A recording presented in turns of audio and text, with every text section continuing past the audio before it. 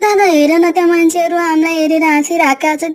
सायद हाम्रो गरिबीमाथि हाँसेका होलान् दादा। हाम्रो कपडा च्यात्तिएको देखेर उनीहरूले हामीलाई जिस्काइरहेका छन् दादा। आज हाम्रो बाबा आमा हामीसँग हुनुभएको भए सायद उनीहरू पनि हाँस्दैनथ्यो होला, हामी पनि खुसी हुन्थ्यौँ होला। मान्छेले पैसा पनि भिख जसरी दिएको छन् दादा। हामीलाई साह्रै गाह्रो परेको छ, हामीलाई साह्रै दुःख गर्नु परेको छ। हामीलाई कसैले सहयोग गर्दैन, हामीलाई कसैले माया गर्दैन दादा। अझ मैले गर्दा पनि हजुरलाई कति धेरै दुःख भयो है दादा। हजुरले जुनसुकै काम पनि गर्नु परिरहेको छ हाम्रो पेट पाल्नको लागि। हेर्नु न, पैसा माग्न पनि मान्छेले दिँदैन दादा। जोगिएर गर्नुहोस् है, यो काम तारको काम एकदम डेन्जर हुन्छ दादा।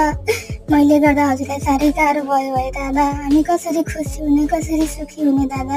हामीले एक एक पैसा जोगाउनुपर्छ अनि मान्छेहरूलाई देखाउनुपर्छ हामी पनि अरूभन्दा कम छैनौँ। हामी आफ्नै बलले, आफ्नै कमाइले हामी पनि राम्रो कपडा लगाउनेछौँ, हामी पनि खुसी हुनेछौँ र अरूलाई दङ्ग पार्नेछौँ है दादा।